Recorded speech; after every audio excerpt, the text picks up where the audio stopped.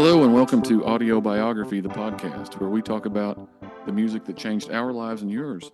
I'm your host, Richie Wagner, and today we are here with two of my favorite people in the entire world. Y'all already know them both because Clint, what's up, man? Man, I'm honored that I'm a BFF for life. I mean, After that, can we get an apartment together? It's right, Becky. Dude, we would get in so much trouble. It's a good thing we be stepbrothers is what it would be. What will you go by the name of? My concho. Dragon. Well, with me and Clint. Dragon. With us tonight is our first three-time guest.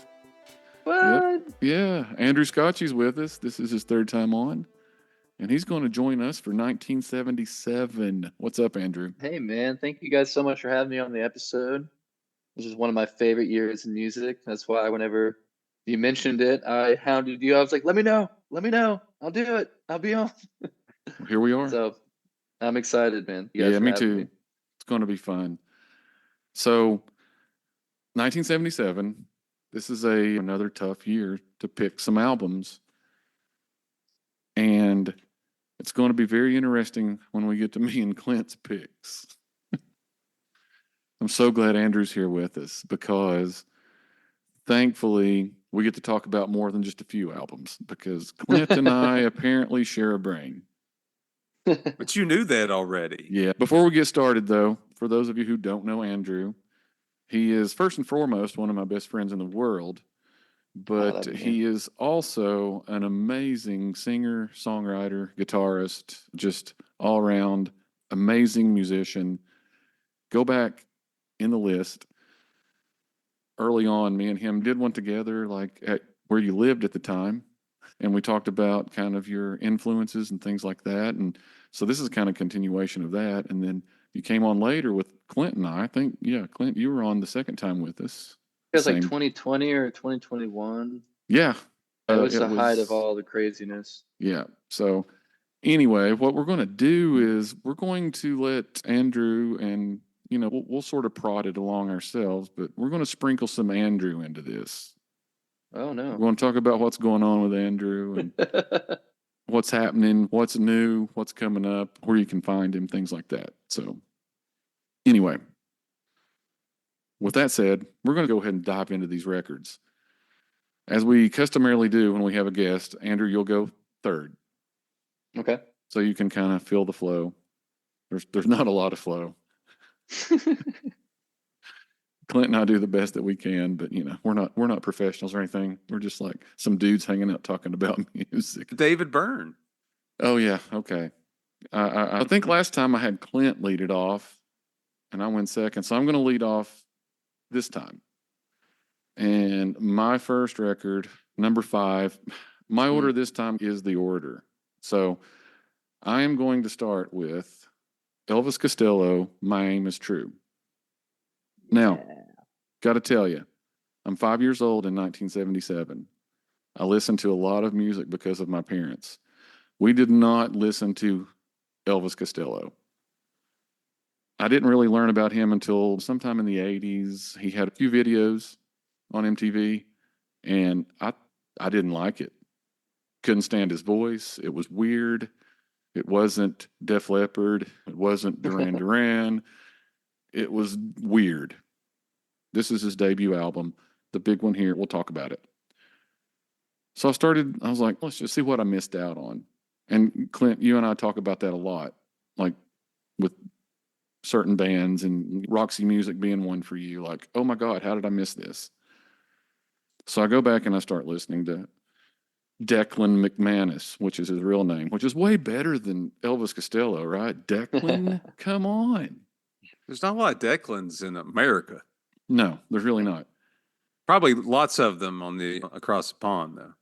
So as I'm talking about this, I am trying to put myself back in 1977, even though it was 30 years later almost that I started really listening to it. Here's what's going on in 1977. Disco is at the height of its power. There's a lot of backlash. Here comes punk rock. You've got some of the things we're going to talk about later that was on the radio. And Elvis Costello he's just randomly in there, like so many things are randomly in there in this time period. This record, Andrew, I don't know how much you've listened to it. There is so much Stones in there. A lot. Yeah. Holy shit. There's so much bluesy, Roadhouse, Rolling Stone stuff. I really like that song, Watching the Detectives, off of the album, and there's just some really good energy on it. It's really spunky. Spunky is perfect. That's what it is. Yeah, Watching the Detectives is great. The Angels Wanna Wear My Red Shoes is probably maybe my favorite. Great guitar work. Absolutely. I'm Not Angry. That song is a fucking guitar beast song. Angry anymore. The guitar work in that song is just amazing. So I'm not going to go on and on, but yeah, let's just think about the backlash to disco is huge right now. And so he's going backwards. Now, he's not going backwards that far. It's only 1977. Some of it sounds a little stoned. Some of it, I love that you said it sounds spunky because that's exactly what it is. Clint, I'll throw it to you and then we'll let Andrew expound a little if he wants. Like you, I kind of have a similar path to Elvis Costello, but I'm not that far into it. But I need to spend more time there because it's like it's kind of like with the Talking Heads. The more I delve deeper into their catalog, I just find these songs that are lovely and just meet me where I'm at in music now, even though this is 1977. This is music. It just finds where you're at. I don't mean to wax poetic here, but it's kind of like what happened to you and is what's happened to me with artists like this. And they're not appreciated in the time that they come out. I mean, Elvis Costello to me is just so underrated and forgotten about. Now, I mean, I'm saying that, but no one people know who he is, but they don't know why they know. Does that make any sense? No, it does. For me, it's the album cover. Like I remember seeing the album cover at a record store. I basically worked there and spent all the money I got on records. But that was one that I took home, and I remember the cover, and it had like some kind of sticker on it that said like Rolling Stones number whatever album of 1977. And yeah, I just remember that Jaguar that he had, or Jazzmaster. It might be a Jazzmaster guitar. It's a cool record. You worked at A1? Yeah, I worked that at was the this one record shop. That was on Patton, second floor, kind of before you got to Rockies. That's how I got into a lot of vinyl. That's how I got into a lot of, a lot of the vinyl that I have at home still in my collection.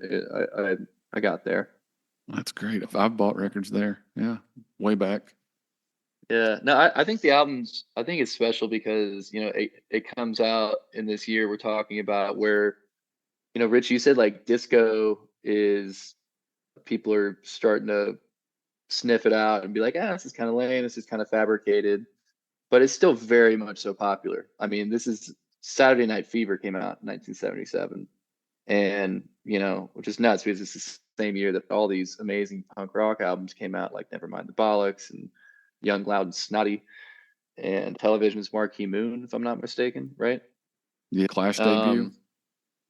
Yeah, exactly. I think that the Costello record somehow is like in between.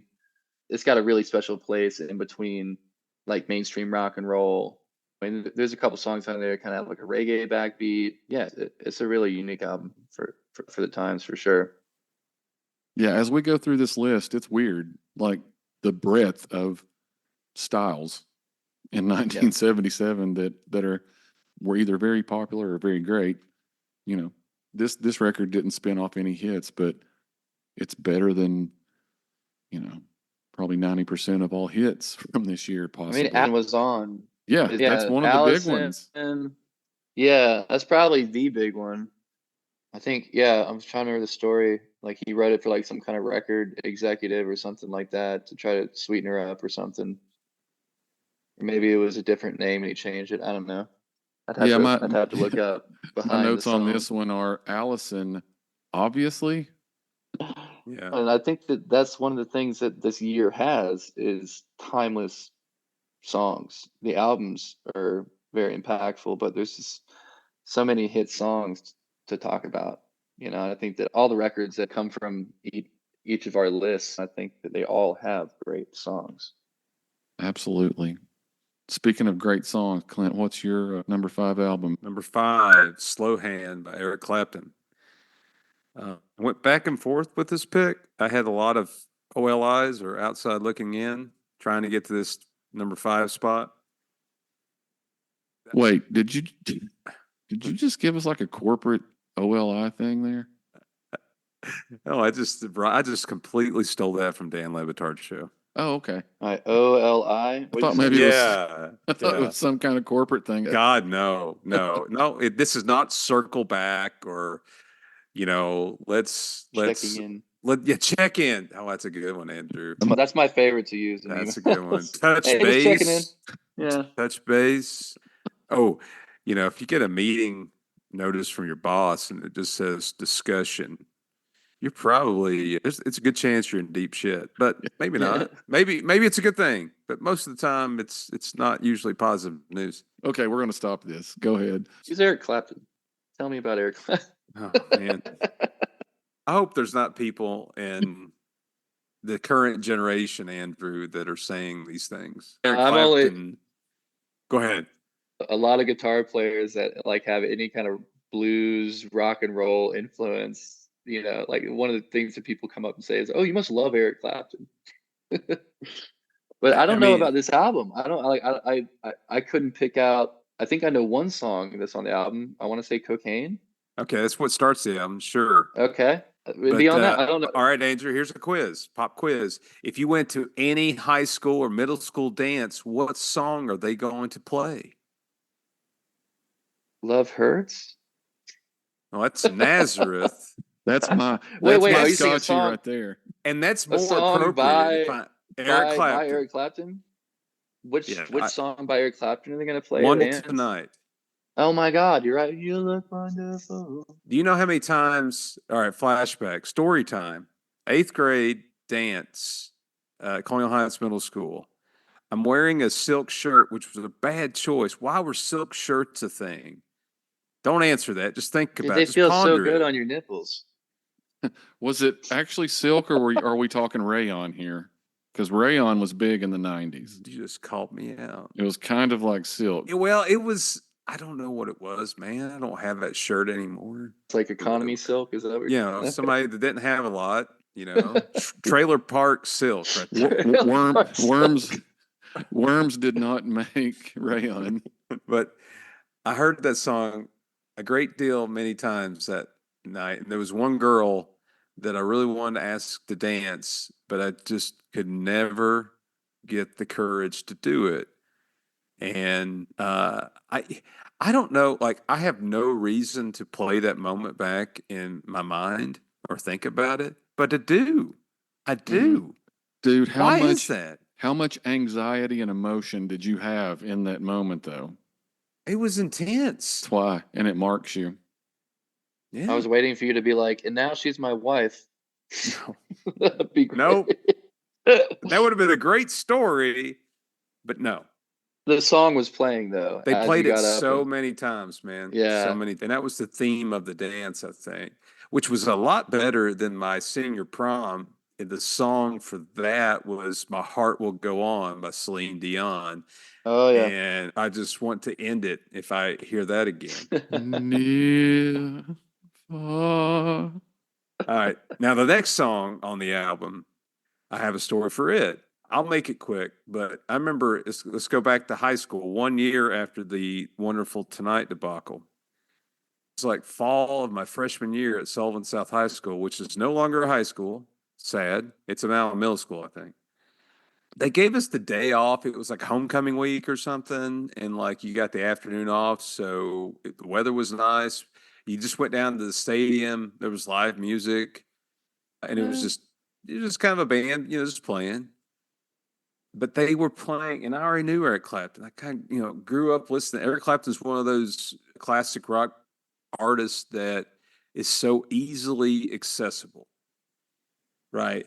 So I already knew his music. I knew the song they were playing. They were playing Lay Down Sally.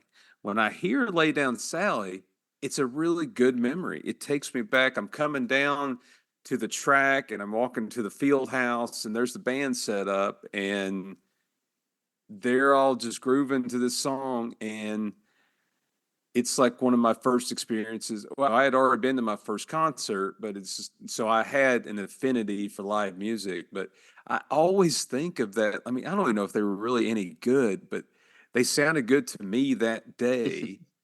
So I guess you can already see a pattern. I just have stories with all these songs, and that's why I picked it. It's just, I've always been a huge Eric Clapton fan. When I was at work for Toledo, I told Rich this story.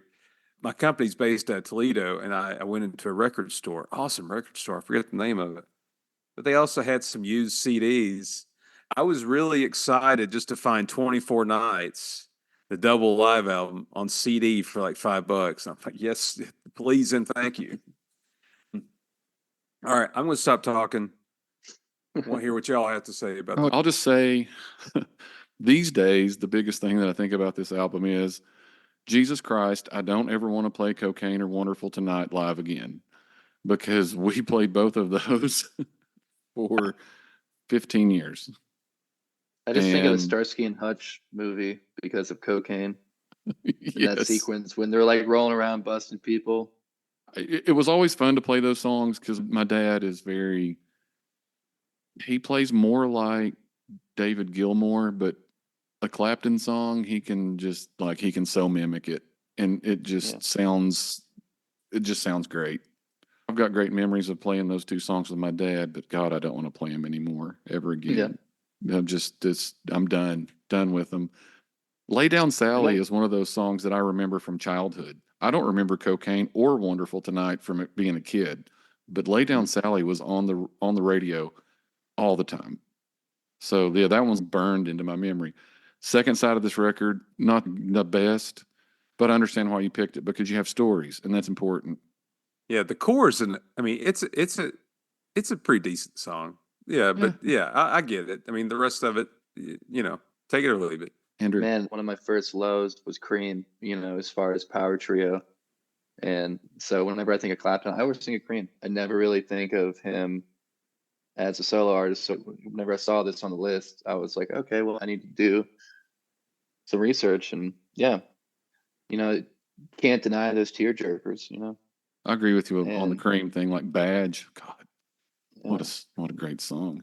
Wish it was longer. Whenever you can go back in time too, man, you can go back in time and you remember what you were wearing and what you're doing and kind of where you were emotionally, spiritually, whatsoever. And those songs just latch onto you in that way. That's what it's about. Supernatural almost.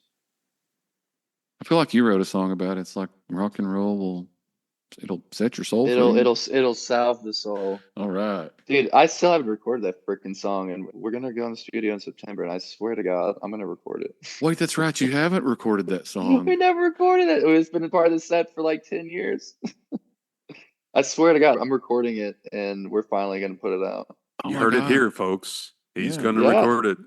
It's your Africa. You have to record it. I heard that before. That's good. That's your Africa. So, folks, you can't go out and listen to it, but Andrew pretty much ends all of his shows with this song. He loses his mind, and we all lose our minds with him. And it's actually we're going to talk about Talking Heads. I mean, spoiler alert, it's very Dave Burns-ish in that it's almost secular religious kind of deal. Oh, it's a spiritual experience. It's very spiritual. Anyway, yeah, that's a nice little get some Andrew stuff in there. I like it. Can't wait to hear the recording. God, you've got big shoes to fill recording that, like all those live Well, performances. the cool thing is with something like that, whenever you're in a live setting with a song like that, it's such a blank canvas in certain spots, and you can do so many different things based on the venue, based on who's on stage with you. And I think that like whenever it does get recorded, it'll have a mix of like some studio, quality, but also just going to keep it raw and simple. And yeah, I think that like in the studio, you can create as much as you can possibly imagine, but you can't get too lost in it. You got to leave something for the live show, is what I'm saying. All right. How about we go ahead and talk about your number 5? What do you got at number 5? Talking about raw power and an explosive song.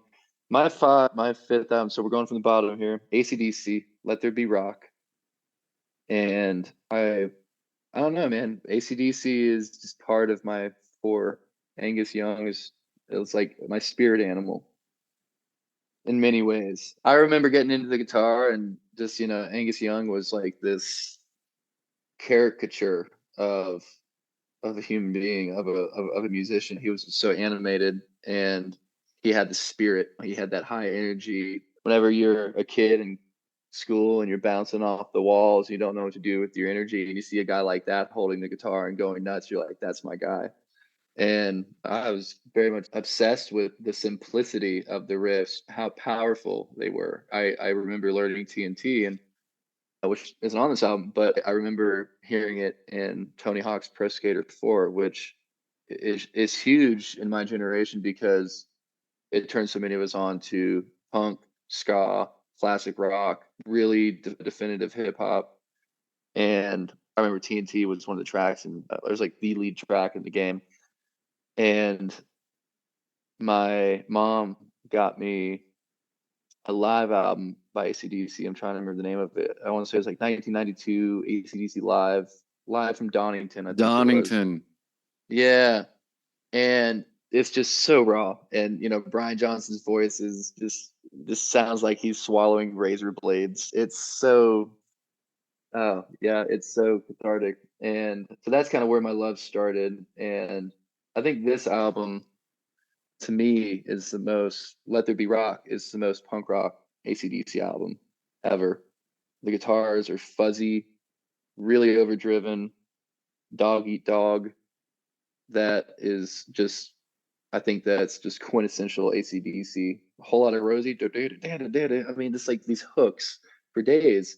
And it's like blues, like just amplified, just on a whole nother level. It's just blues on adrenaline, and it feels like you're kind of in the room with them. It makes you want to go see the band live. And I'm definitely of the Bon Scott AC/DC era. I like Brian Johnson, but I love Bon Scott. Bon Scott to me was one of the best frontmen. He had great vocal range, just funny and charismatic. And of course, I think of the music video, Let There Be Rock, when they're in the church and everything, and like having that association with like making it a religious thing. It was just such a genius idea, because part of rock and roll is taking the status quo and just flipping it on its head and just saying, yeah, but, and they totally did that with this album. Well, like the yeah, but we're trying to think of a new name if we get our band going together again. Yeah, but would be great. Be great. But yeah, I love this album, man, and yeah, just the energy too. I think it kind of sounds like they had to stand up next to the punk wave. This is a year where all those punk albums came out, and you could feel that energy, but it's still very much so blues-based rock and roll at the same time, which I love. I love those combinations, and yeah, just simple production too. Like I said, man, it's just big amps.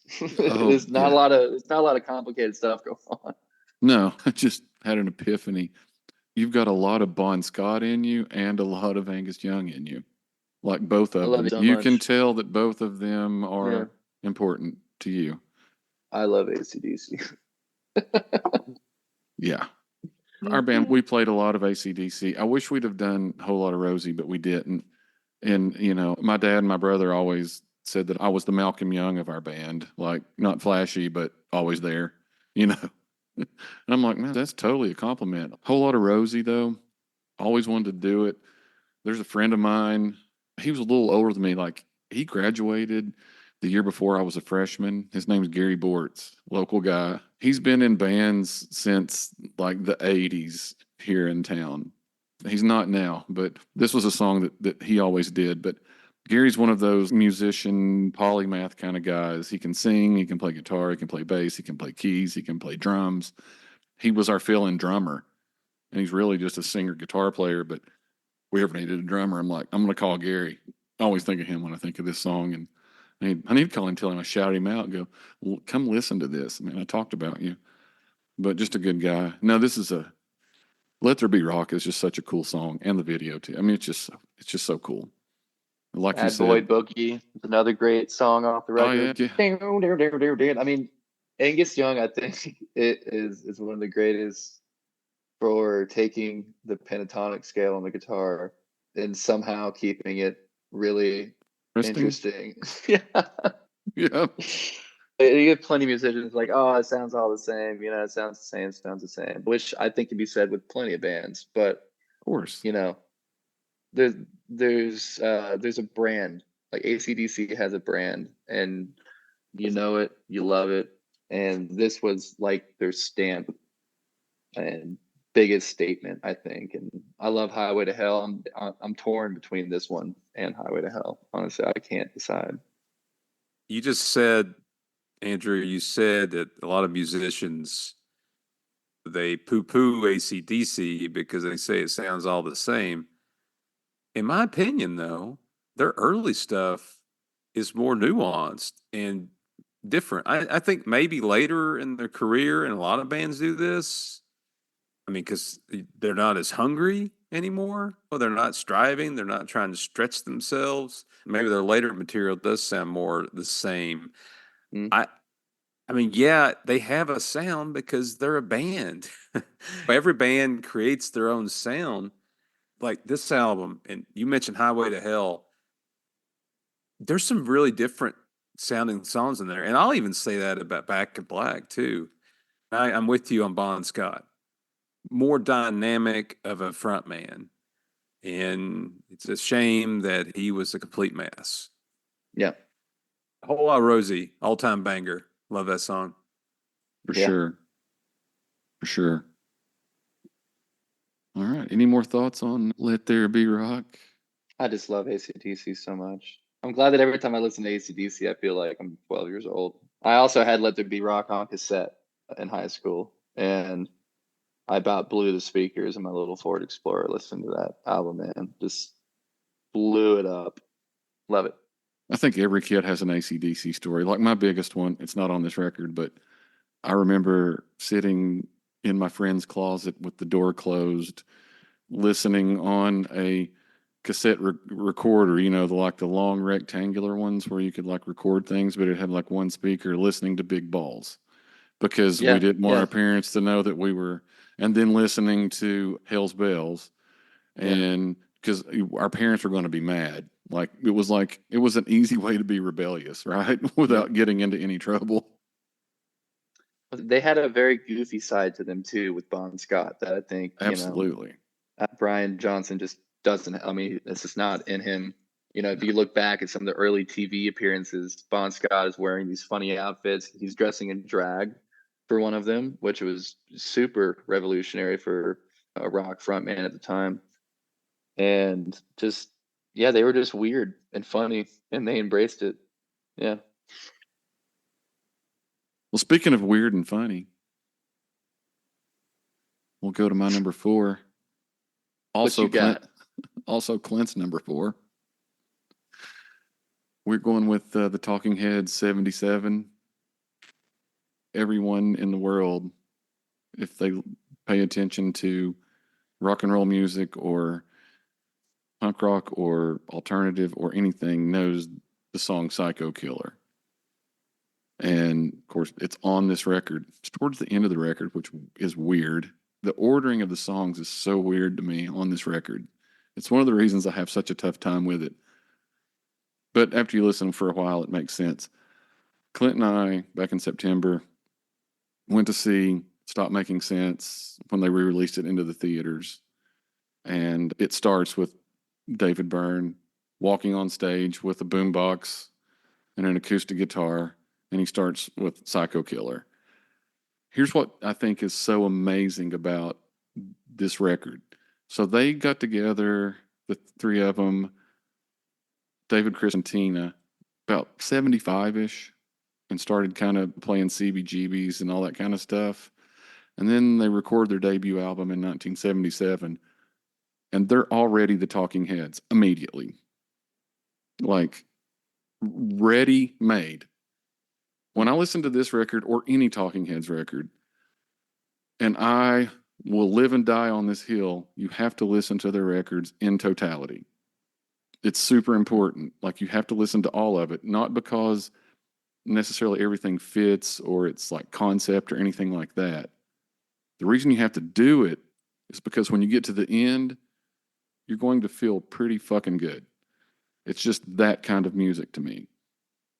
And so they kind of fit in that weird in-between space like Elvis Costello does in 1977. They're not exactly punk rock, but they're not punk rock. They're not Eric Clapton. They're not the rest of the people that we're going to talk about. They're not AC/DC. That's what's so amazing about this year is you get an AC/DC record that's just flat out rock and blues, and then you get this weird shit from these new people called Talking Heads.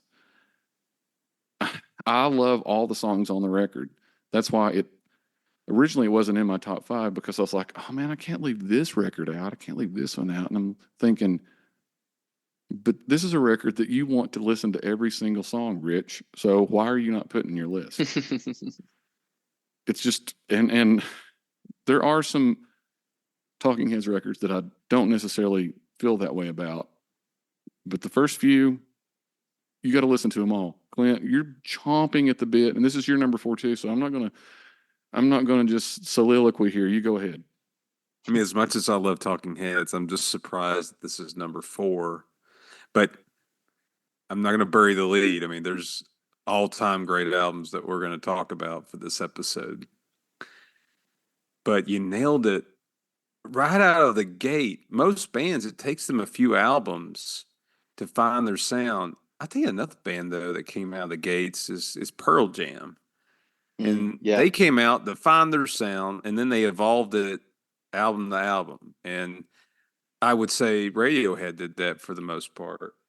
Clicks. Right. And this group clicked.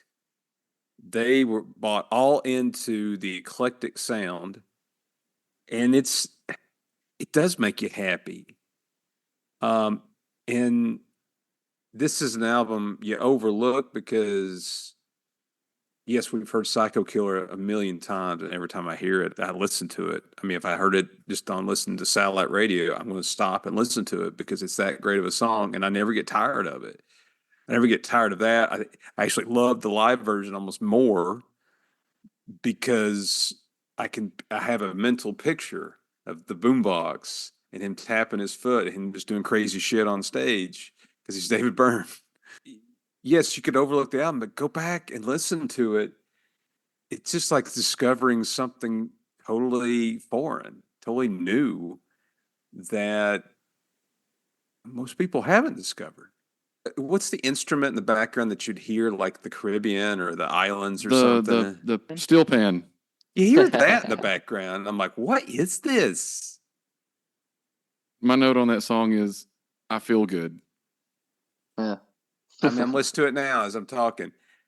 You cannot not be happy after listening to this song and maybe dance goofy like David Byrne does, But it's just grooves.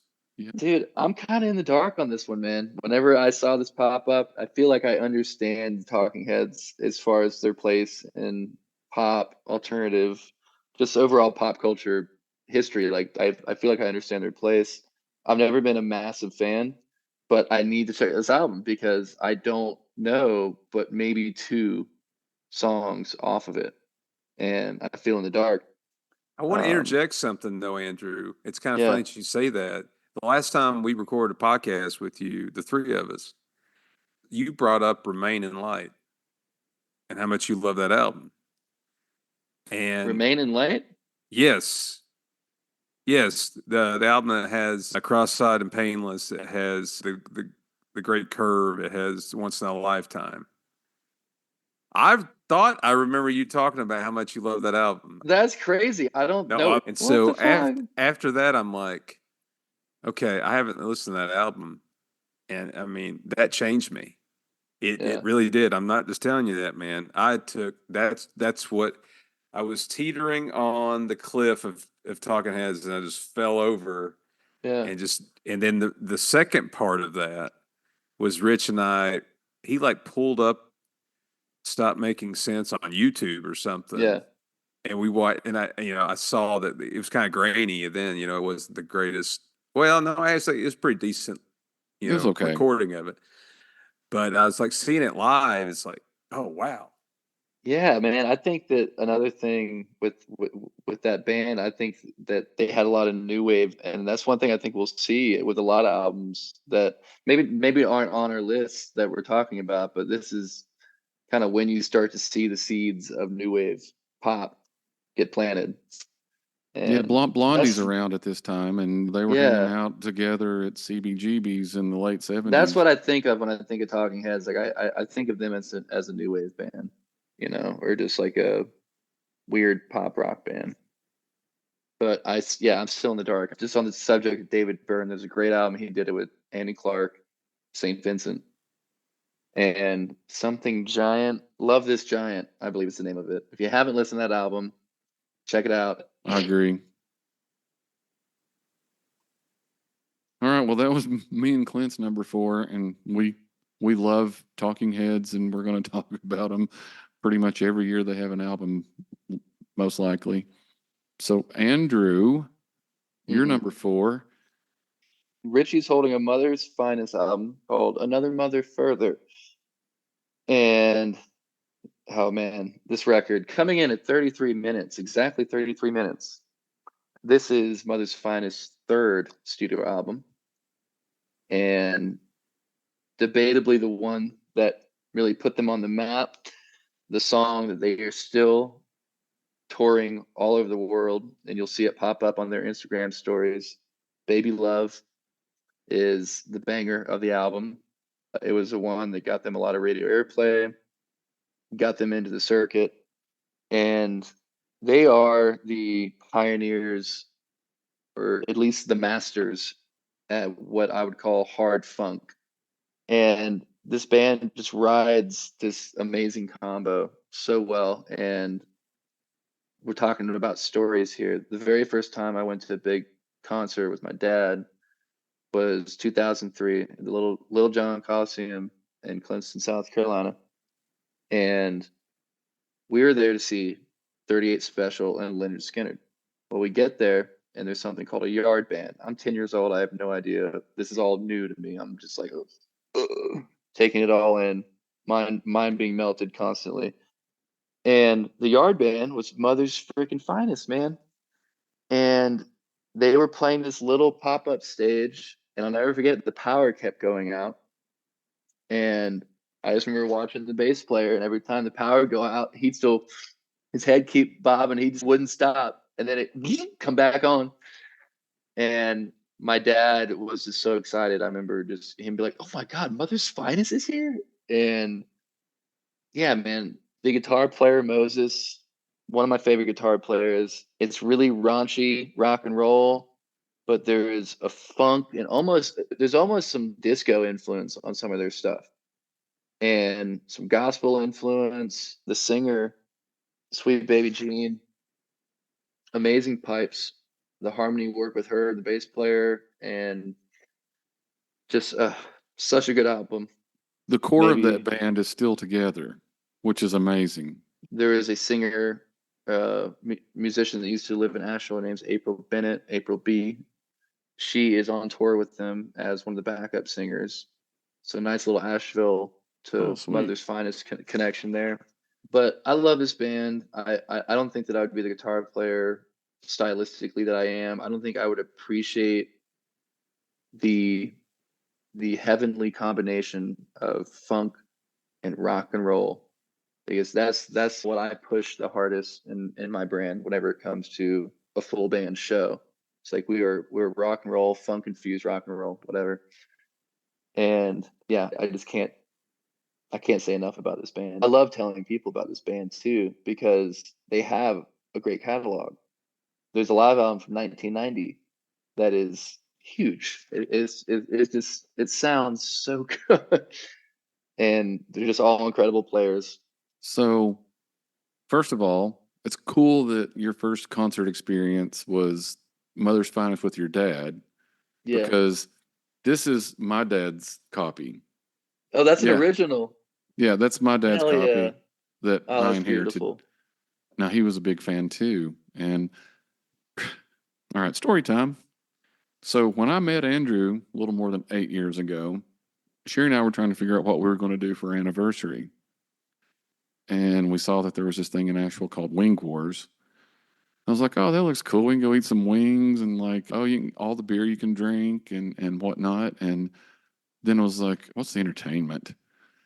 It was this band called Andrew Scotchie and the River Rats, and I was like, oh, okay, what's going on here? And it's like rock funk is how the flyer described it, the Wing Wars flyer, or the website anyway. I was like, oh, cool, I like that. So I went, and there was like a couple of YouTube videos, I think. I know I was able to see or listen to what you were doing before we came. So totally see the rock funk connection. So anyway, it was so rocking and so funky that we destroyed a hotel room that night. Yeah, you did. And Andrew didn't. We had just met. He was just a kid. He was just a boy. Nah, man, there's something about that combination, having the driving guitar, hard rock kind of riffs, but the bass player and the drummer are providing a groove. And that's one thing that you have to have in rock and roll. You have to have a groove. There has to be a pocket. There has to be something that makes your face go, mm-hmm. And there's just so much of that with Mother's Finest. And And it doesn't hurt yeah, that like the entire band, they all just go by nicknames like Doc yeah. and Baby Gene and Moses and Mm-hmm. Wizard. They've all got nicknames. I'll never forget that moment seeing them and really just falling in love with the live experience. And that's the thing with them, is their live shows are so involved. They just pull the audience in with them. And you know what I mean? That's one of the most important things about our show, is making sure that people are right there with us as we're having fun. Clint, I know this is completely new to you. Another thing that you're going to have to dig into, I guess. I did a little bit of homework. The first song on that album is, what is it? Mickey's Monkey. Mickey's Monkey. Yep. The first riff, though, I go, holy shit, this sounds like custard pie. Well, I'm reading in the notes of how maybe that riff was borrowed, but Led Zeppelin, never really made anything of it. But then I'm like, well, it didn't matter, because I thought Moses Mo had a combination of so many styles, what I heard. So stop me if any of this sounds off with when you go back and listen to it, because this is me listening to it for the first time. But obviously I get Jimmy Page. I hear a little Clapton. Oh, I heard some David Gilmour in there in his playing. Yeah, definitely. Definitely, yeah. And so all that mixed in a blender with this funky beat. And man, the singers in this band are just strong and powerful. How did I miss this band? How did I miss it? Again, I'm always just taken aback. Like when you hear something that sounds this great, you're like, how did this fly under the radar? I'm glad I know about it now, Andrew, so thank you. Yeah, man. I talk to people that are, in their 60s that have been seeing Mother's Finest since late 70s, early 80s. And my friend Hunter uh, is one of those people. And he was like, man, Mother's Finest just opened for everybody. Like they toured, and they still tore their asses off. And yeah, I look up to them a lot. I think that Moses, yeah, I can hear a lot of other influences in his playing, but I think that he's got his own thing. I really do. And this is a great album. I think it's really dialed in.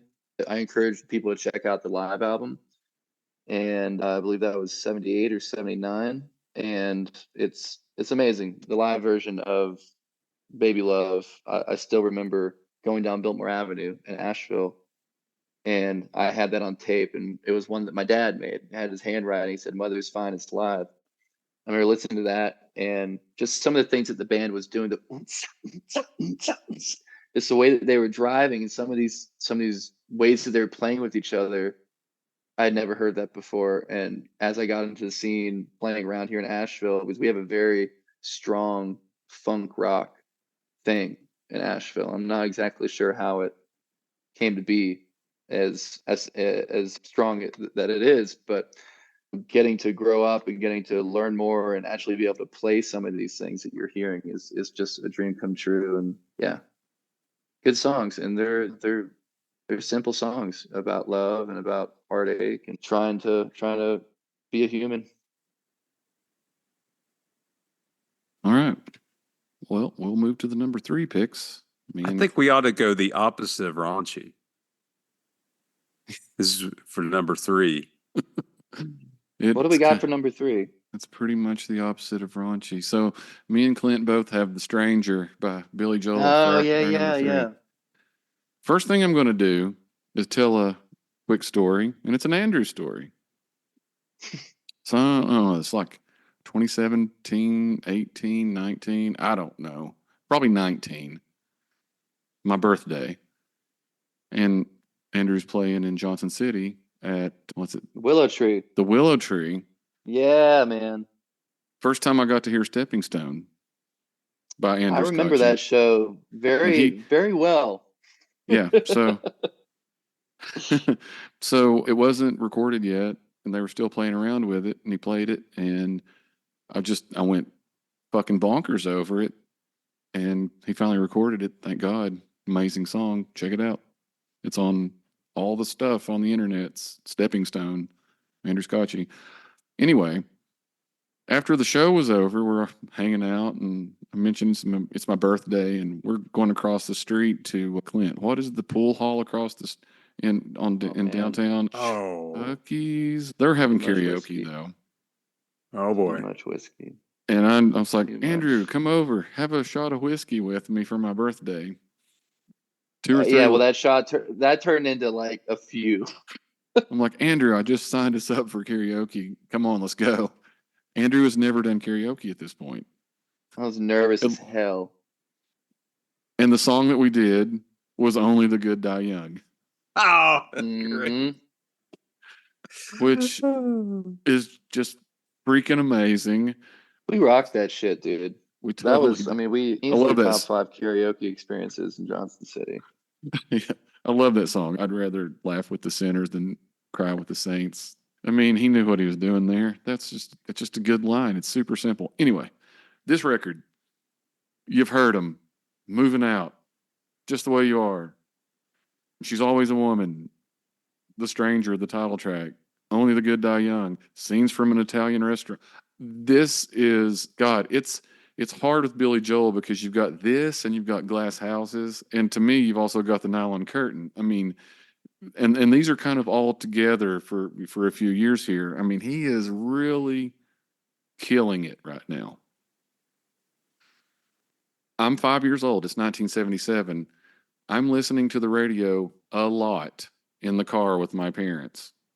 And I'm listening to records a lot at the house. God, I mean, I'm a broken, pun intended, I'm a broken record on this podcast by saying these songs sound like my childhood. Mm. If I hear Just the Way You Are, I'm sitting in the living room in a particular place that we lived. I'm immediately, boom, I'm there. Like I'm sitting on that couch and I can see everything.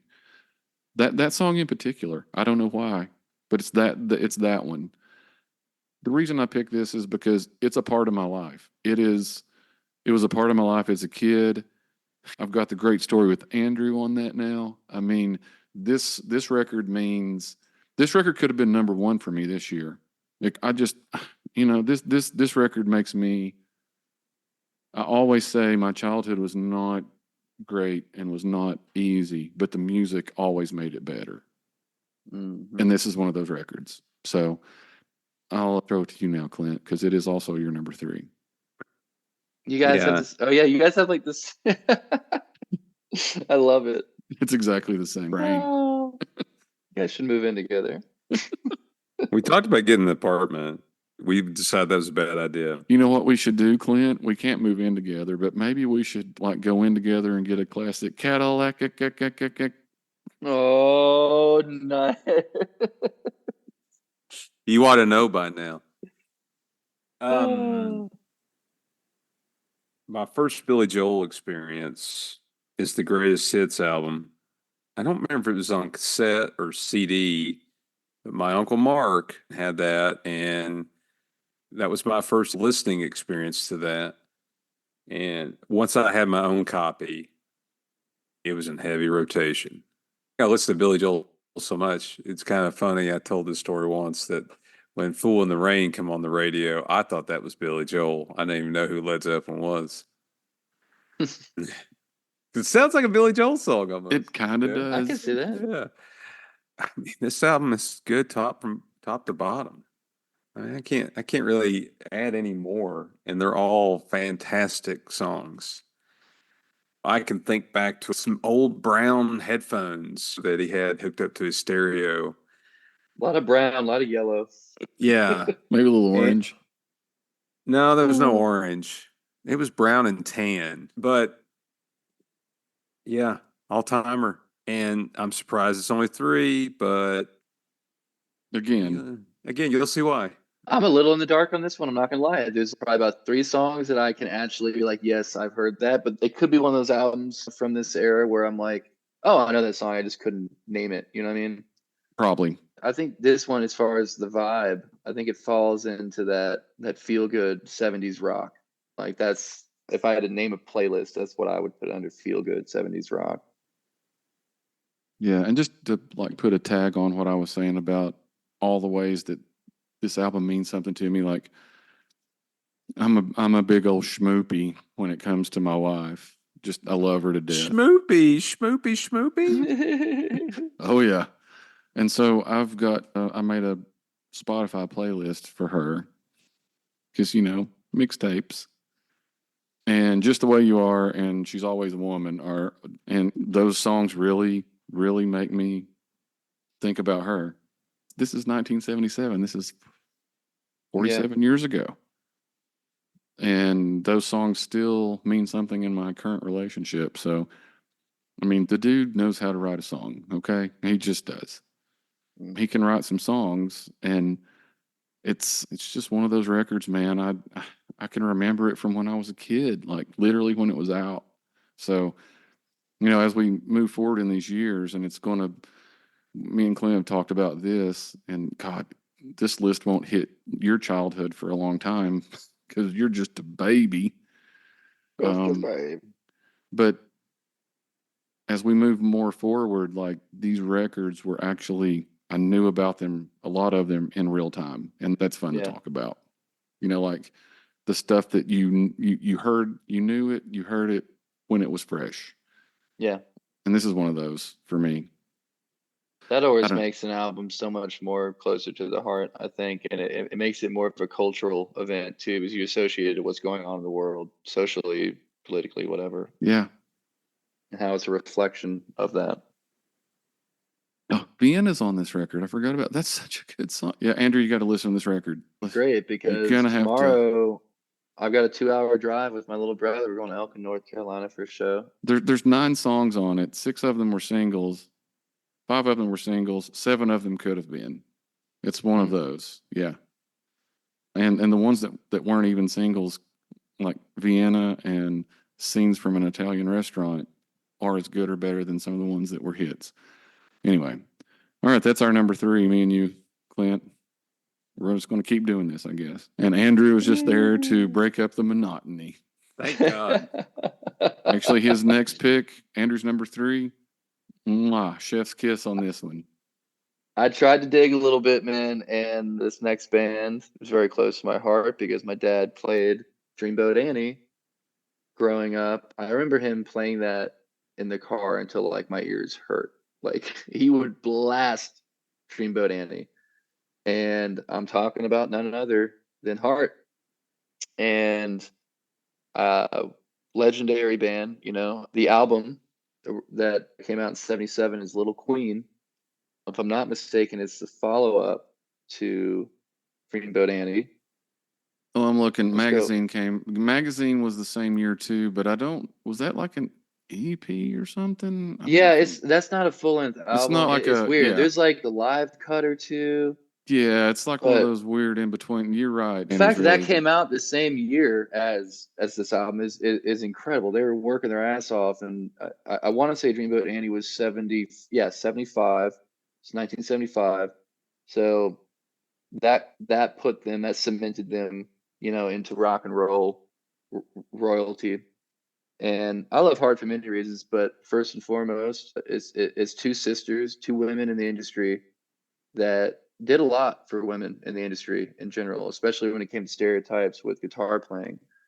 She's a phenomenal guitar player, and listen to any Heart song, she can hang with the greatest guitar players. Lead track off this is Barracuda. I mean, it's a longer tune. There's a whole instrumental section at the end that brings you back to the chorus. It's an amazing arrangement. The guitar work is legendary. You get into the next song, it's called Love Alive, and you almost have like these medieval Renaissance-y themes going on with some stringed instruments, some mandolin, some hand drums going on. It's really psychedelic, and there's like when the drums kick in on Love Alive and the bass comes in with that groove. I mean, it's so in the pocket, and the band is firing on all cylinders, and I love this record. If I had to pick between like what's your favorite Heart album, I would have to say Dreamboat Annie, because that's one record you put on and it just takes you on a journey. You know, it's meant to be listened to start to finish. This album I think definitely has a few of those songs like that fade into each other, fade out. But I think Dreamboat Annie takes the cake as far as that goes. But yeah, man, just for Barracuda alone, what else do you need? But yeah, I love Heart, and whenever we were talking, 1977, I was like, oh man, I think Dreamboat Annie is 77, but I was like, ooh, even better, Little Queen. So What do you think, Clint? Yeah. I love Heart. That's a good pick. There's just, not enough room in my top 5 for this album, but and I'm all in on early Heart. I'm actually all in on all phases of Heart because I love 80s Heart, man. Hell yeah. Yeah. Big hair Heart, yeah. Yeah. And enough can be said that they were challenging themselves and redefining themselves and changing their sound, evolving their sound. Title track's great. Yeah, I mean, Kick it out. It shows Kick it out, Little Queen. Yeah, it shows up on lots of XM radio stations all the time. Just out of nowhere, Little Queen comes on, and I'm like, yeah. It's energetic. It's psychedelic. It's confidence. Again, I think they did a lot for women, and I think they had to go through a lot of shit in the industry. So it's another good part of the story. You were talking about Tony Hawk introducing you to some stuff in your generation, and Barracuda was on Guitar Hero, and my kids were just fucking in love with Guitar Hero, and Barracuda was like one of the big. They were always playing that song and playing the game with it, because it's got a lot of that cool stuff like you're talking about at the end, and it's just like perfectly built for a game like Guitar Hero. I grew up with the song Barracuda, but now when I hear the song Barracuda, I think about my kids. So that's just, it's pretty cool. They had that song Grand Theft Auto San Andreas which I want to say came out in like 2002. Somebody can fact check me on that. But that was one. I mean, I have memories of flying the fighter jet they had in that game, and my dad walking in and being like, "Oh, that's hard."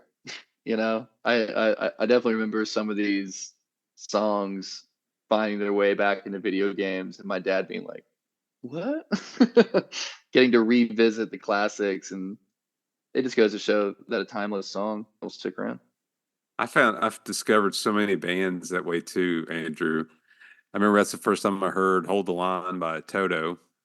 And I started really, I mean, I always thought "Flock of Seagulls" was kind of a joke, but then No, they're not. I know they're not, Rich. I'm trying to get to that part. And shit, man, they're phenomenal, and like I would get excited playing the game anytime the song came on. I mean, you just got into it. I mean, What it was was- not.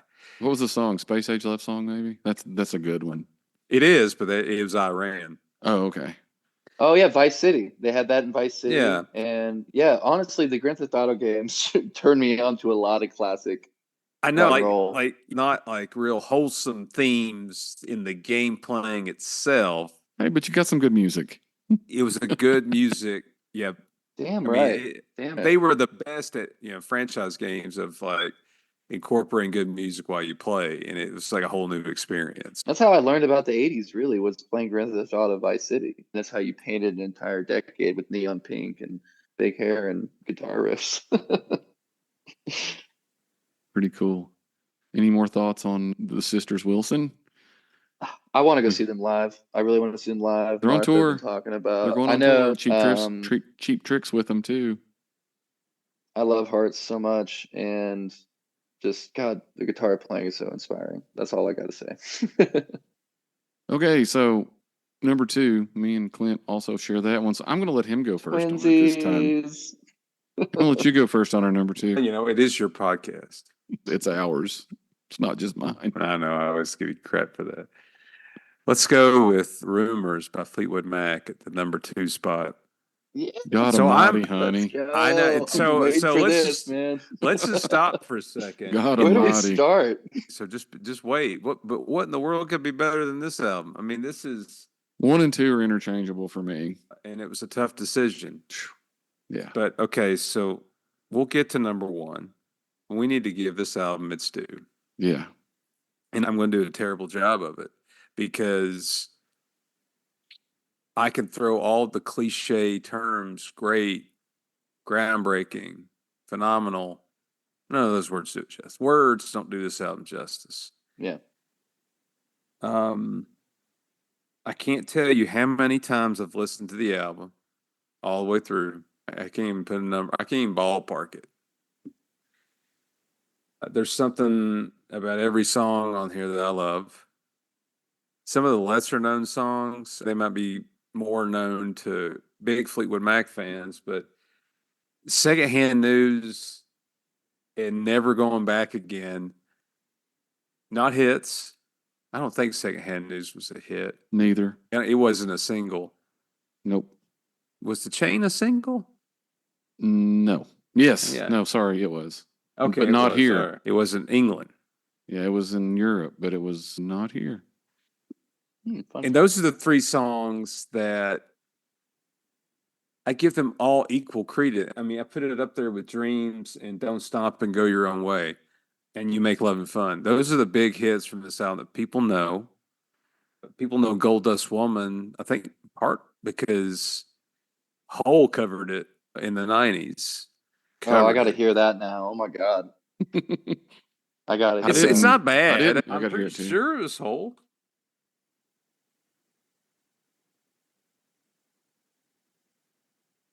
If not, it was just Courtney Love doing it. Okay. Yeah, that makes sense. Yeah, I'm going to have to hear that too. Yeah, look it up. But so I've talked about Lindsey Buckingham. We talked about him in the 1975 episode. What a colossal talent and a colossal asshole. Yep. You can be That two seems- things at the same time. Yeah.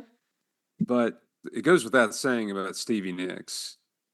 But Christine McVie shines on so many songs on this album. Yep. And John McVie and Mick Fleetwood, they may be the best rhythm section, one of the best.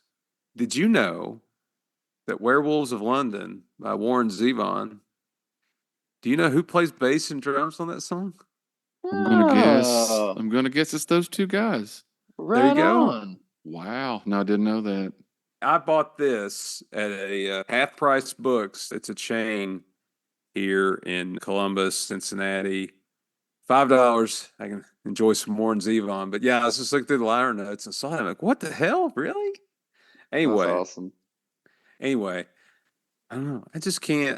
Yeah, somebody help me because I just don't have I the see you words. shaking your head, but you're just like, God, where do you even be? Like, where do I you don't even even know where begin? to begin anymore. Well, I just want to interject and say, fun fact: it is the top-selling album of 1977. For anybody wondering that, I can't believe this album was made. Like, just that it was physically accomplished because of what was going on internally with the band, the amount of drug use. We listened to a really in-depth conversation that was specifically about rumors, and the band was in a really interesting position because they kind of became famous while they were recording this album. The album before, which is just Fleetwood Mac, self-titled Fleetwood Mac, that has Rihanna or Rhiannon and World Turning, I believe. That album started to get, big numbers while they were recording Rumors. So all this different pressure was coming in. And of course, the legendary breakups were happening. Bass player John, right? Chrissy? John McVie. Yeah, John and Chrissy were splitting up. Stevie and Lindsay, of course, were splitting, and I love them together on the Buckingham Nicks album. But it's also fun to note that this band, if you're looking at Fleetwood Mac, they had been together for about 10 years at this point. Like, they started really in the late 60s, and it wasn't until 76, 77 that they really started to track in America. They had a great following in the UK, but this was a time where they really started to break in America. You mentioned the rhythm section, dude. Just so many simple but effective grooves, and this is at a time, going back to punk rock, where things are loud, raunchy. There's just some really cool subtleties on this album, whether it be just the songs that are driven by the acoustic guitar, or just the simplicity of Dreams and just the raw emotion of it, man. I mean, it was so well captured, and you can just feel it. It's oozing emotion. Yeah, when you hear Dreams, it instantly takes me this a different place. Yeah. Like okay, um, Stevie Nicks, she's got a story to tell you, and you're gonna feel like I feel like I'm sitting on my porch or something and watching the rain come in with all the references to rain and thunder and storms in the song. But I feel that. Like it just becomes just an emotion, a feeling when you listen to that song. That Tell was you her that first vocal take, apparently. you're Take kidding me. on that song. That, like, legend has it. I listened to a really in-depth podcast conversation. I forget the name of it, but yeah, that was her first take, and they tried to outdo it, and they could not do it. That stuff happens. There was a lot of really cool, like, recording happy accidents that happened during this album, which I think is one of the reasons it stands out so much too. Sorry, So for Clint, me, I'm on just this one, excited. yeah. So Sorry. this is another one of my childhood things. Like, this record was in my house, and it was played for years. My mother and I have a very complicated relationship. We have since I was a kid, but I love her. We just have a complicated relationship, but she loves Fleetwood Mac. So anytime I hear Fleetwood Mac, I automatically think about my mom, no matter what's between us. And the song Dreams it was one of her favorites. And at my 50th birthday, Andrew came and played for my 50th birthday, and I made sure because he plays this song, he covers it very well, and he played it, and I was like, "This one's for my mom." Mom was there, and it's funny that's a Stevie Nicks song, but my mom, she's growing up, she sang like in church, and she did some other little singing things here and there, and she's more of a Christine McVie voice, really. She could really sound like her. But this record, like I said, it could have been number one for me simply based on just how ubiquitous it's been in my entire life. Rumors always comes back to you in some kind of way. I remember first time I heard Andrew cover, and it's like, oh yeah, shit. That's one of my favorite songs ever. And anyway, I'm like you at the beginning of this conversation, Clint. It's just like I'm shaking my head. I'm like, what the hell do I say here? How do I even put words on it? It's an all-timer. Yeah. This one really is. Like we're talking a top 10 record front to back, possibly ever, as far as that goes. It's in the classic album series. I remember watching that and seeing how all hell was breaking loose in the band, like Andrew was talking about, and somehow, some way, these 11 songs came out of that and changed the world for that kind of music.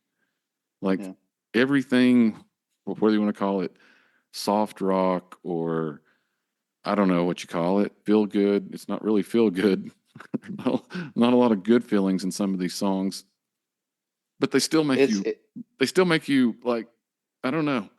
Like I know the subject matter's tough in some of them, but I don't know. It's just one of those that like how the hell did we get so lucky to be alive when a record like this got made? Like how the hell? Yeah. Man, there's so much tenderness on the album, and there's so much anger. Listen to a song like The Chain. That is, to me, anger. And then they followed up with You Make Love and Fun.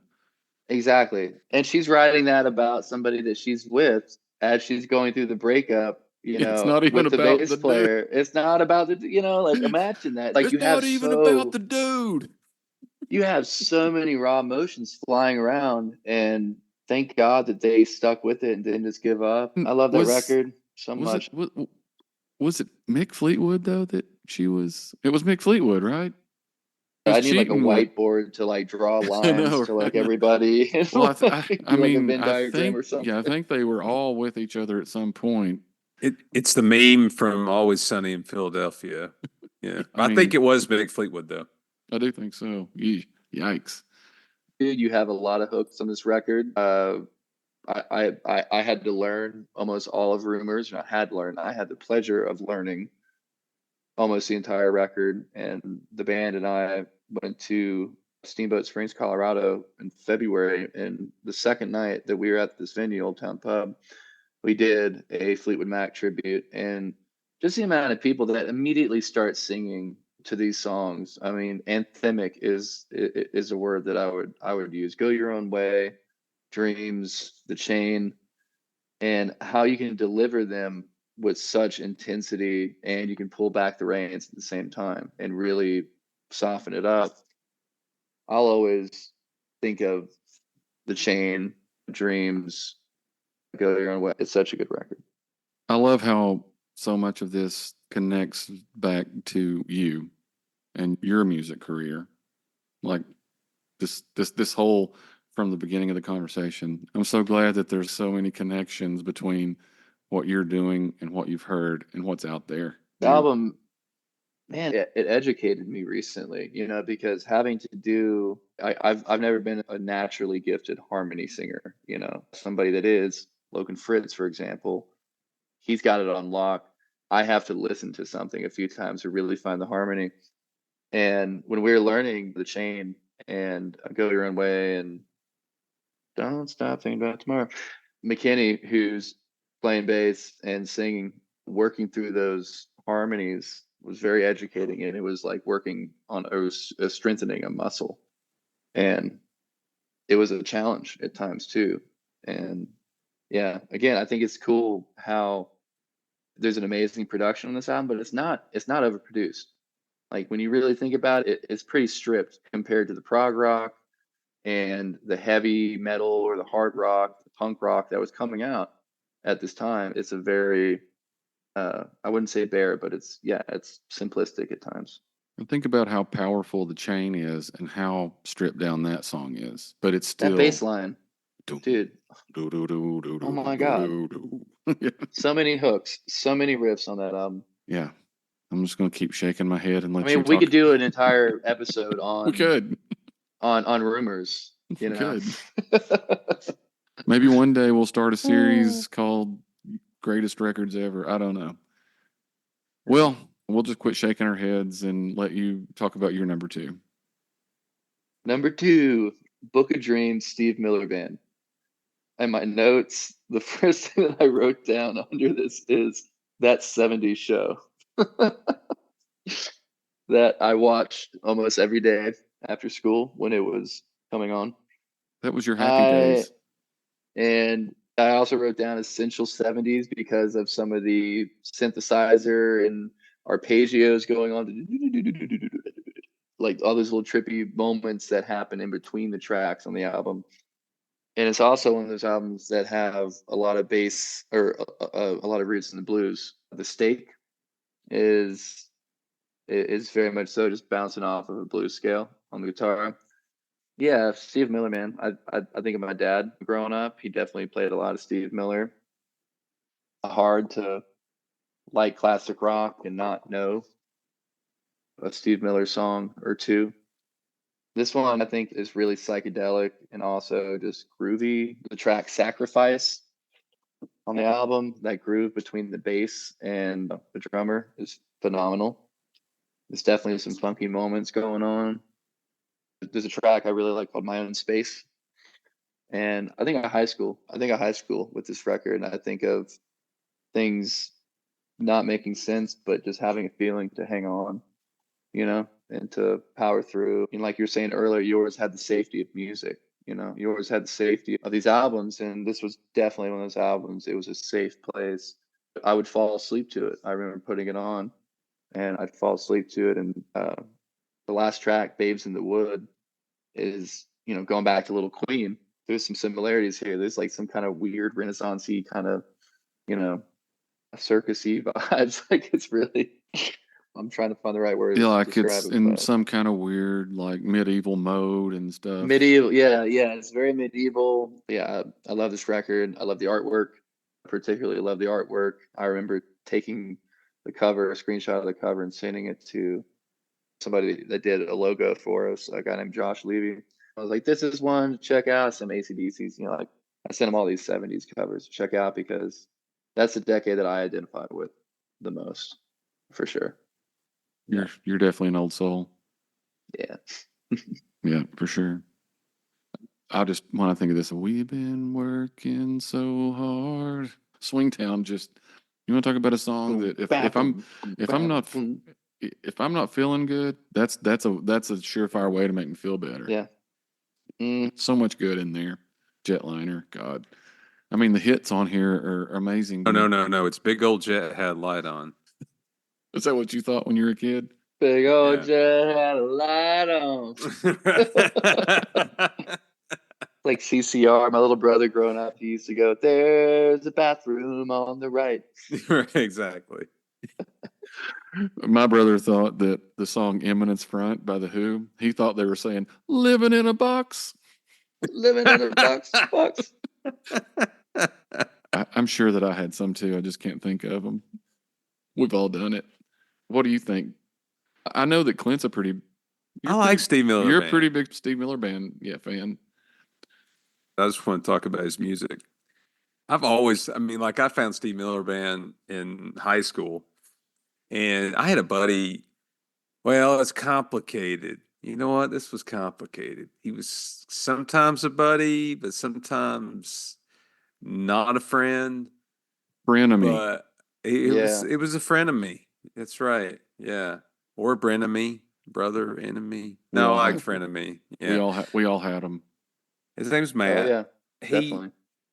But he was the biggest Steve Miller Band fan ever. He was always drawing these album covers Like, I don't know how many times he'd have, like, you'd have a 3-ring binder and it'd have like a clear sheet and he'd have an Oh album yeah, yeah. cover. But for me, I mean, this has got some of his best songs. So you've already mentioned Swingtown. That's probably my favorite Steve Miller Band song. I love Threshold going into Jet Airliner. Like, I Yeah. don't want to hear it any other way. And I like Jungle Love. It's kind Yeah. of silly, but it's catchy, man. He's just a great songwriter, amazing guitar player. A lot of hooks. And their sound, it's Steve Miller Band when you hear it, man. You know who it is. Like half of these songs are on the Greatest Hits album too, aren't they? Yeah, I know. Like yeah. a bunch of them, even though Mhm. some of them weren't. Like the blues, with the horse, or the yeah. such a cool that's it. cover. Yeah. No, I'm not my dad was a pretty, like Andrew's dad. My dad was more of a early, like living in the USA era Steve Miller. It's like a different fan. sound. No, he was like, yeah, no, it's definitely just in that, I don't know, 5, 6, 7 years, totally changed. But music did. I mean, it's 1977. We're talking about, like, it's kind of a groundbreaking, changing year for music. Like, there's so much going on. I can listen to Swingtown anytime, just anytime. Jungle Love's fine. It's a little corny for me. He didn't write it, so we won't put that on him. Oh, okay. He didn't write that one. But he did write Swingtown. I don't think he wrote Jet Airliner either. Oh, really? But can we also talk about how Steve Miller is like a slightly underrated guitar player? I mean, that guy can play guitar. Yeah, he definitely doesn't get included in the conversations of top guitar players ever. And there's some riffs, man. Yeah, he's solid. Yeah. I saw him at Christmas Jam in Asheville in 2010, I want to say, and which is the same time that I'm listening to Book of Dreams like crazy. And I'll never forget, me and my friends were 17, and we get through the doors and we're like, oh man, has he gone on yet? Like we didn't have smartphones, we weren't like checking the feeds or anything like that. And he busted into Jet Airliner, and we just arm in arm ran down, and I'll never forget that moment. It was just a beautiful time. And that's cool. Yeah. I feel about 10% of what you were feeling there, and that 10% feels pretty good. Yeah. It reminds me of my high school girlfriend that didn't work out, but we had some good times and we loved that album. Yeah. Just fun, man. It's just nostalgic is the way that I would put it. And it makes me wish I lived in the 70s. I don't know. Yeah. Nostalgia is powerful. Like, it's more powerful than people realize. Absolutely. Should we go to the number ones? I forgot who your number one is. I'm excited. Okay, so it's Asia by Steely Dan. Oh yeah. The Dan. It's a short record. It's 7 songs. 40 minutes. Yeah. But it's 40 minutes, and the first side's 3 songs. This is one of those records I can tell you, like, every song in order, almost tell you how long they are. My dad and his friends, huge Steely Dan fans. And they're all musicians, and they're like musicians. So they love like studio players and the guys that are just like music's their life. And that's they love Larry Carlton. They love all the Porcaro. You guys have played in Toto. Yeah, which they're all, those guys are all over Steely Dan stuff. Anyway, so one of my favorite songs of all time, I don't know, some days it's like top 5, is Deacon Blues. And it has one of my favorite lines in a song ever because I just really resonate with it. So the line goes, they got a name for the winners in the world. I want a name when I lose. That's just fucking great. Like, that sums up my life. Like, I know that I've won a lot, but it's come later in life. So, like, I was taking L's almost from the time I was born until I was about 40. And so I resonate with that because it's like, yeah, Maybe I'm losing, but I want to name one. And of course, then it continues with they call Alabama the Crimson Tide, which is one of the greatest college football teams ever. Call Me Deacon Blues. It's the rest of the song's kind of like it's a little weird. It's about this guy that plays in a seedy bar and drinks a lot and that kind of thing. But it's so fucking smooth. Like when it starts out with the horns right into the little bell tones before he starts this. They're the masters at that stuff, right?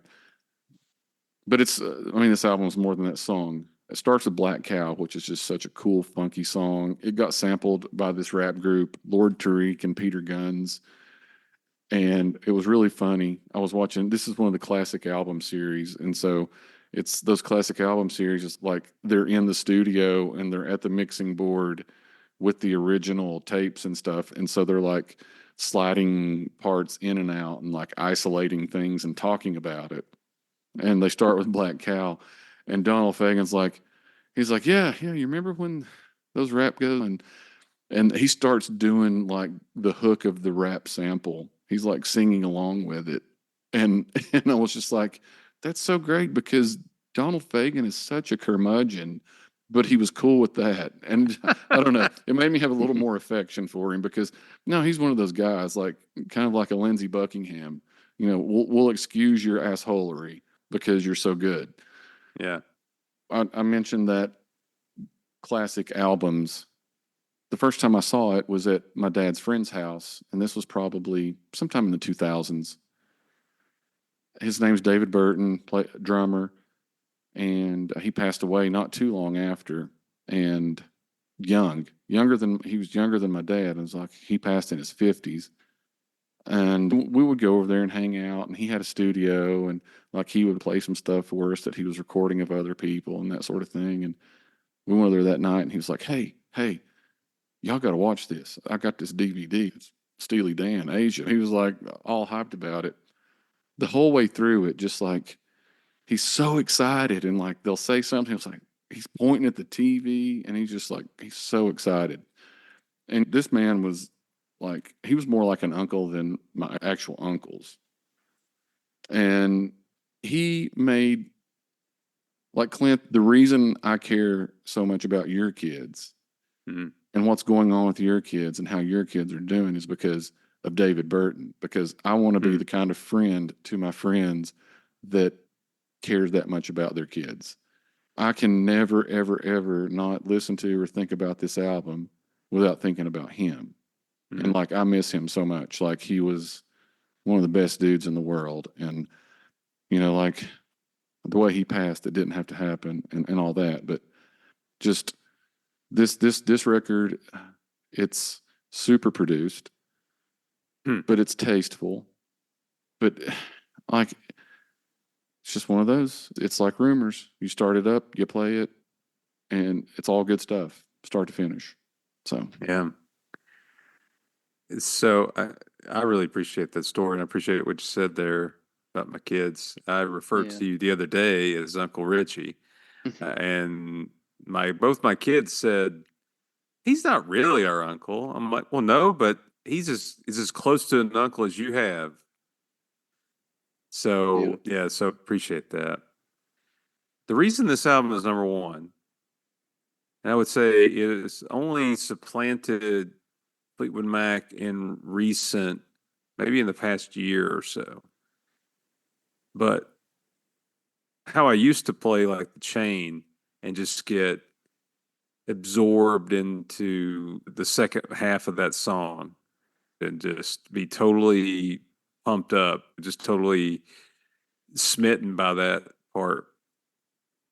Well, now where I'm at in my musical journey, I have that emotion the whole time I'm listening to Aja, but it's the whole album, but especially the song Aja, because it is just phenomenal playing the whole way through. It's 8 minutes, but it's mind blowing what you hear in that song. Just great musicianship. And I mean, every song on this album, Donald Fagen is he's got a great voice. He writes great songs. Yes, there's sometimes about some weird, seedy people, The hits off this album, Deacon Blues, Peg. I guess I don't know if Black Cow was technically a hit, but I think Josie was a hit.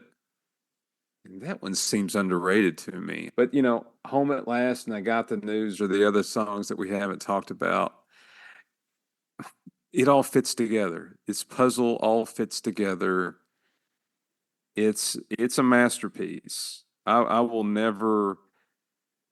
This album will always be in my top 10 of all time albums, at least maybe 5, because I can go back and listen to it, and it doesn't. I mean, I don't really care how many times I've listened to it. I get, especially when you listen to a record on headphones, like I always talk about.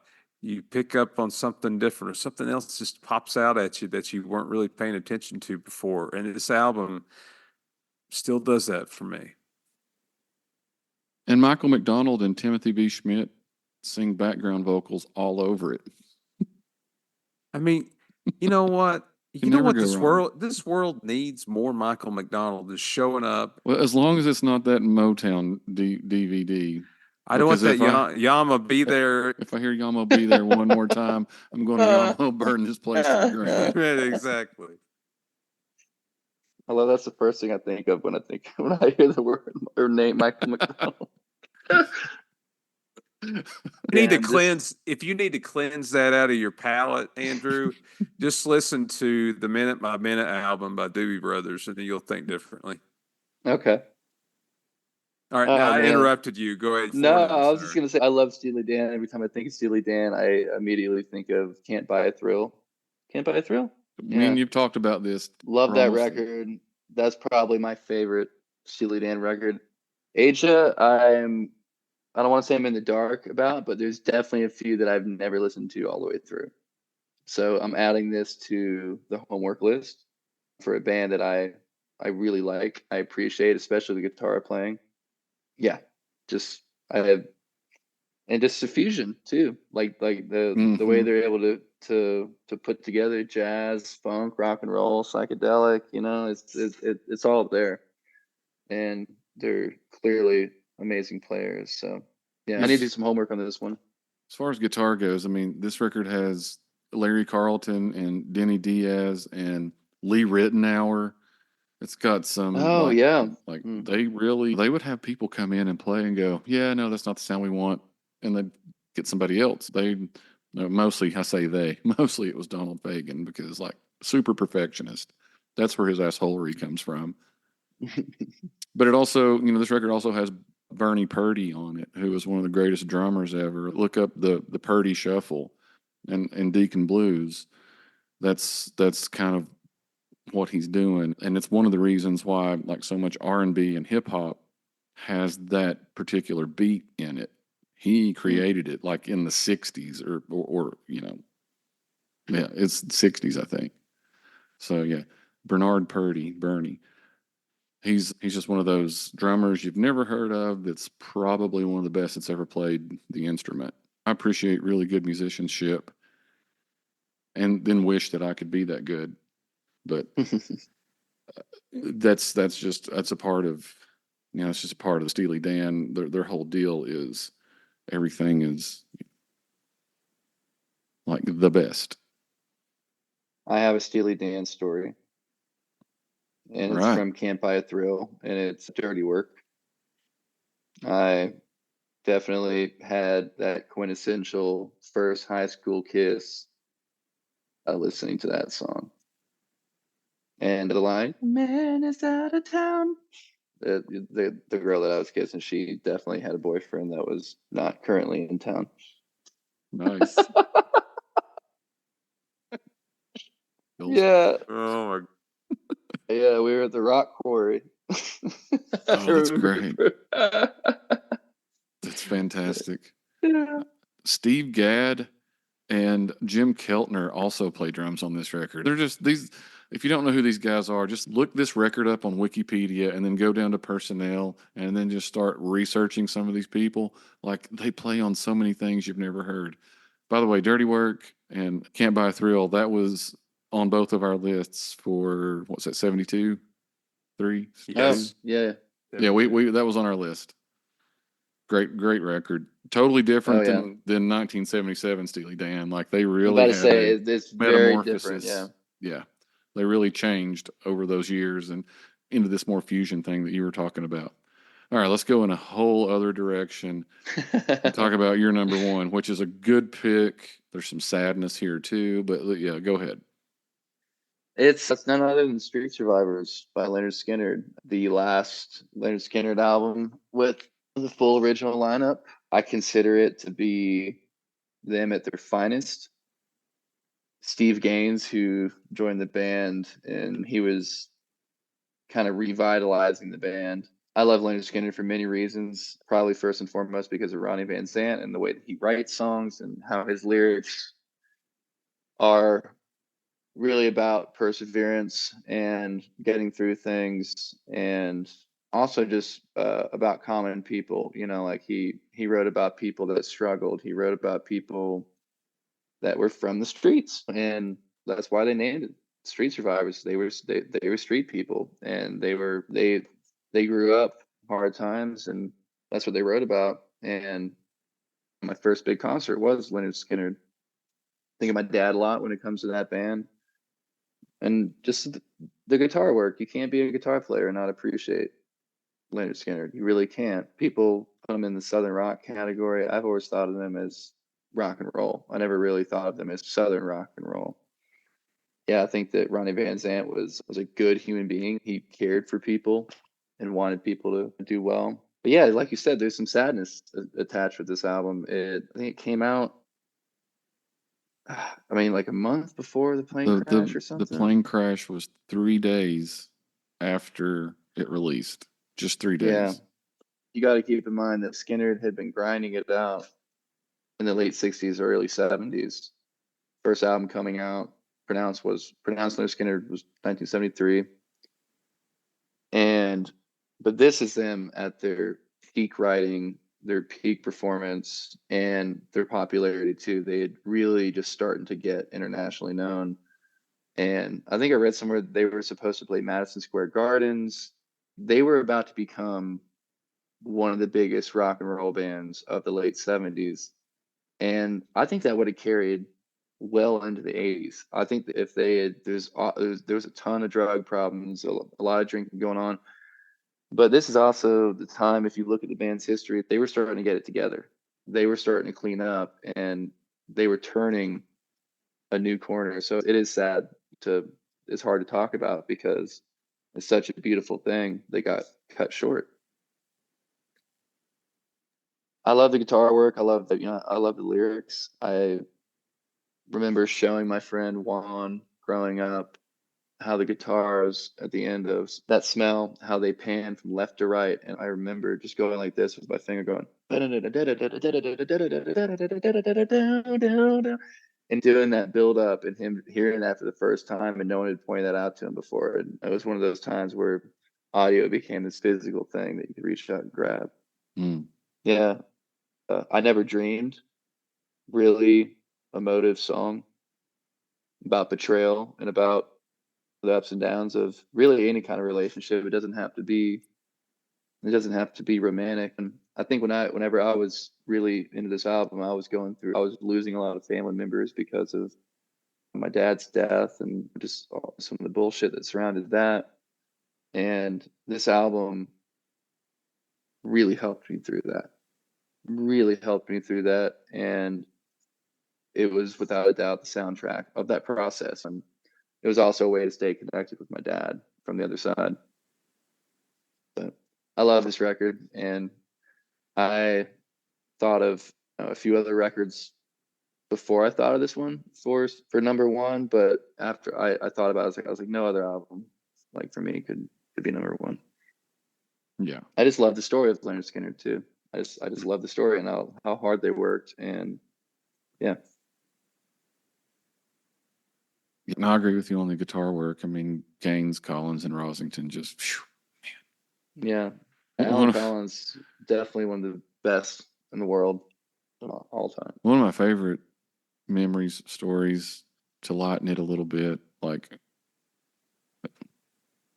not that I need to, but was Clint doing That Smell in karaoke in my living room. Hell yeah. Do you remember that, Clint?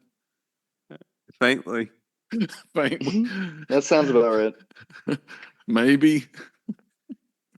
Yeah, that sounds about right. Yeah. See, it's got to have that for me to do it at karaoke. You Yeah. know, got to have some oomph to it. Yeah. Go ahead. Uh, Yeah, I'm gonna let you talk. I know you're a really big fan too. yeah. So, and I was ashamed of my fandom here recently, Andrew, and I'm ashamed of that There now. shouldn't be. I know. Back off, man. Let me talk. This is therapy. Yeah. So I put Second Helping in the 1974 episode. Oh yeah. And I think I like that album and pronounce Leonard Skinner better. But I mean, you know, if one thing you catch right away is the sound quality of What's Your Name. I mean, it. I don't want to say Yeah. overproduced, but it sounds, the recording of that song sounds fantastic. It's the best produced album by the band for sure. Like it is Yeah. the cleanest sounding album. And Sure. I picked that up right away, and Mm-hmm. yeah, it is. It's like maybe one of the great what ifs, and right, there's a lot, right? Jimi Hendrix comes to mind on the what ifs, Yeah. but just to name a few. But that's great pick, and I love the story you told with it, man. That's the theme of this podcast. I appreciate Absolutely. that. The music that helps us through, man, becomes part of our DNA. You pass it down, and yeah, you guys are big into family and love and everything, and as am I. And I think that this album has a lot of that in it, about the importance of family and going through the dark stuff and getting out the other side, leading Yeah. with love. It's That's the way to go, man. that one. All right, we got through our list. Normally at the end here, we do some like throw out a couple of, things that came from that year that didn't make our lists. But yeah, Probably I got a few. Probably one of the biggest highlights for me is Peter Gabriel. Peter Gabriel, Oh. also known as the Car album. It has Salisbury Hill on it. And Oh yeah, that came out in '77. Yeah, Yeah. that's just enough. Wow. That song, like, I'm not even always certain what that song's about. All I know is it makes me emotional. Yeah. His son, he said, "Grab your things. I've come to take you home." Yeah, Oh man. please, yeah, take me home. It's just that Yeah. feeling. Just that one line just gets me every time. Yeah. So that's definitely in my honorable mentions. The whole record's pretty good. He's still finding his way as a solo act, but yeah, I just definitely wanted to mention Salisbury Hill. Mm. Yeah, so on 76, I didn't put Rush in the top 5. I almost put Farewell to Kings by Rush instead I of almost Slow Hand. did. Yeah, I almost put that in top 5. And because I mean the reason I like that album better than 2112 is it just has more nuance to it. And I don't know. I love Xanadu off that album.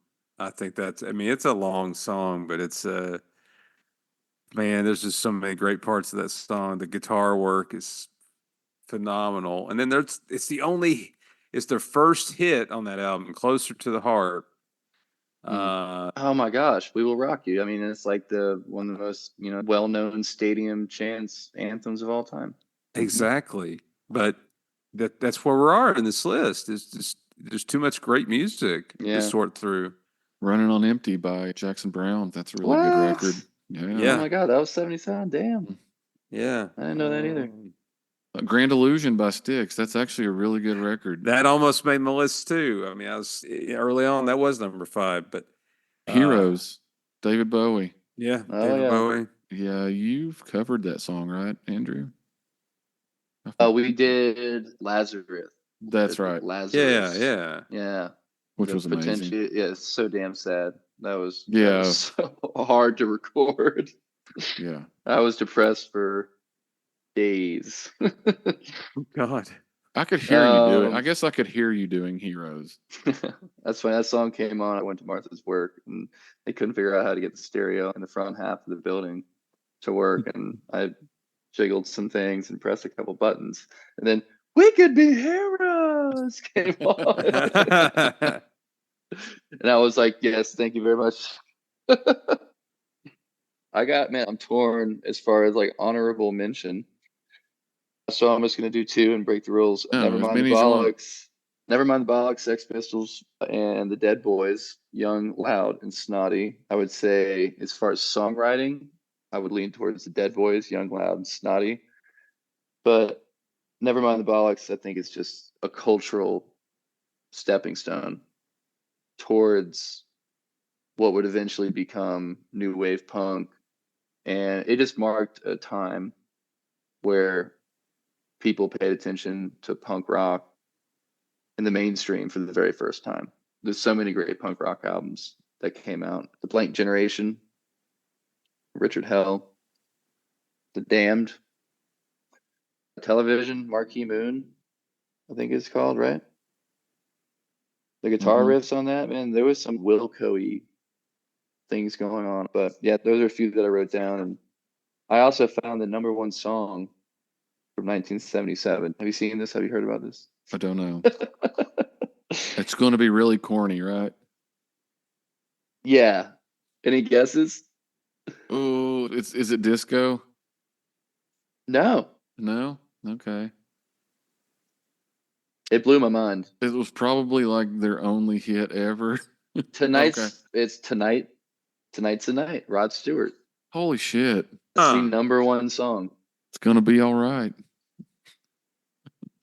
Wow. Yeah. Rod Stewart was insanely popular at the time. And people can fact check me too on that. If I'm wrong, definitely let me know. It sounds right. Like, that's what I found as far as like the most consistent weeks at number one or the Hot 100, whatever the hell it was called. That's what I'm getting too. Yeah. Wow. I thought for sure it was going to be something off of Rumors, like Go Your Own Way. The singles didn't do great, other than Dreams was number one. It hit number one, but the others were 5 singles, 4 top 10, so it did pretty well. Yeah, 4 top 10s. Yeah. Dreams was number one. A lot of good stuff in 1977 for sure. Oh, so good, man. That was also Bob Marley and the Wailers' Exodus. I mean, that's like a seminal reggae record right there. Yep. Animals by Pink Floyd was that year. That's one that I need to do some more research on for sure. Clint and I listened to that one. I think we listened to it together, didn't we? We did. When you were in, the new remaster had come out, and I had it, and I think we listened to it. We sure did. It's not The Wall, and it's not Dark Side, but it's pretty good. It's pretty good. I mean, it's nice to listen to. Yeah, for sure. I agree. All right. Well, we'll just wrap it up then. I'm like looking at my notes, seeing if there were any more, and I mean, I think we got pretty comprehensive. Yeah. Yep. I'm proud of us. We did good. I hope All we right. got some people. The next in this series, obviously, will be 1978. Yet another crazy good year of music. So stay tuned for that. Andrew, thank you for coming, hanging out with us. Pleasure, Richie, honey. We'll be back with 1978. And as we usually end this, peace and love.